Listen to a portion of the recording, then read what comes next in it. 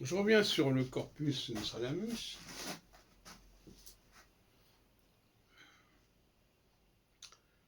Et Chavigny, l'auteur du Janus François. Alors, comme j'ai dit dans une autre vidéo, Chavigny s'intéresse beaucoup à Jean Bodin.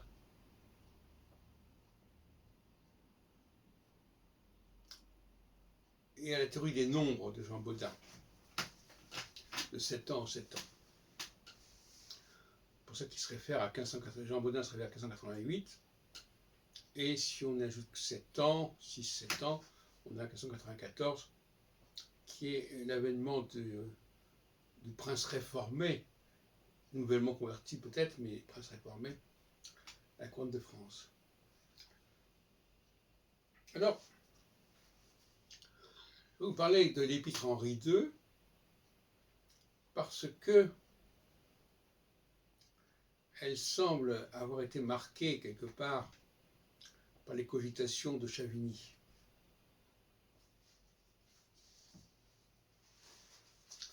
Alors, je note que dans l'épître Henri II, il y a plusieurs choses. D'une part, il s'agit d'un texte qui a probablement paru séparément avant d'être placé en tête du deuxième volet.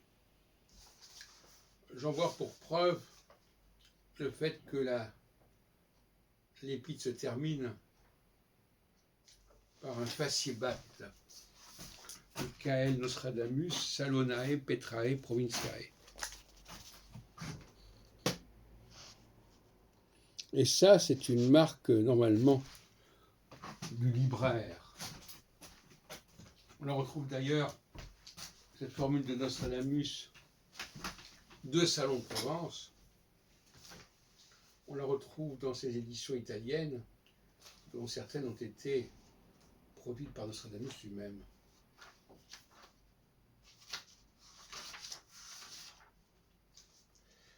Et on voit dans une traduction de Li presagi e pronostici de Michele Nostradamo, paru en 1564-65, c'est terminé par Michel Nostradamo, medico di Salon de Cro de Provence, Provenza, in Provenza, alla santità del Papa Pio IV, di quel son nom. Alors, donc cette formule de Michel Nostradamus, libraire et demeurant à Salon de Provence, à Salon de Cros, en Provence, et bien donc je vous disais qu'on la trouve assez étrangement tout de même à la fin de l'épître à Henri II,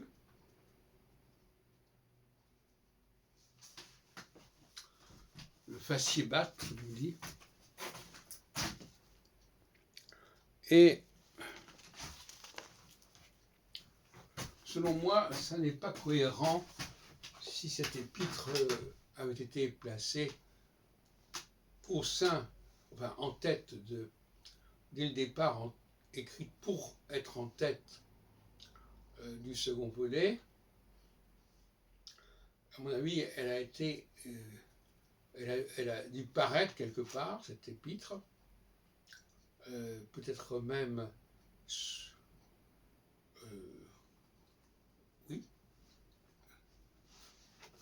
avec l'annonce d'une fabrication, d'une édition de Nostradamus lui-même, qui aurait présidé à cette publication.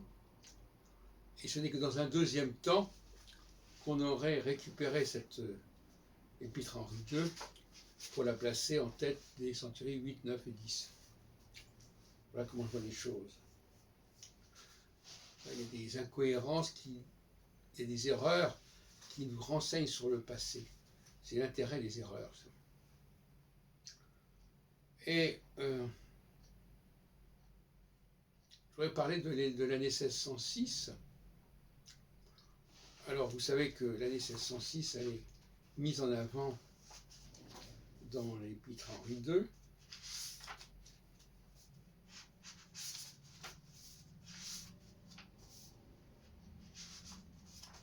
Il y a plus d'extrait là, je crois.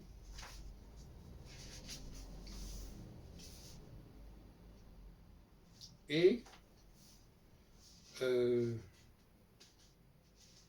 qui est intéressant, c'est que Chavigny, dans son Janus François,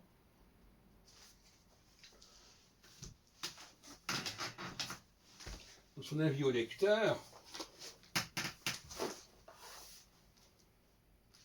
écrit que la première face ira jusqu'en 1589, fin et chute de la race des Valois, et commence le second décèle l'année et mémorable mutation des choses en France jusqu'à 1607.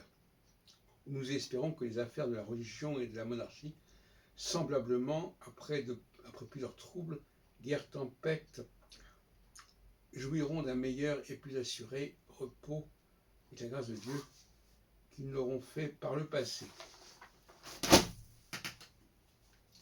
Or, précisément, comme je disais, dans l'épître à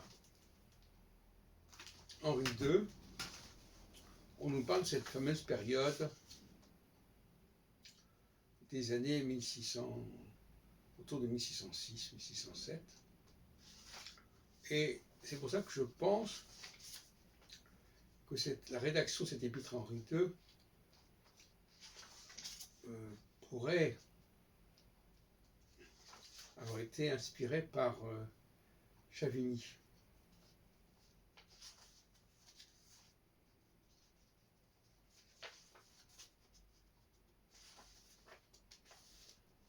Ça n'empêche pas évidemment que cette épître a pu être remaniée pour se trouver en tête des trois centuries 8, 9, 10, ça va de soi. De façon à ce qu'on puisse parler de la milliade. Terme qui ne fait sens qu'une fois qu'on a rajouté les 58-6-1, et donc pas avant 1605. On retrouve également cette période majeure pour ces prophètes.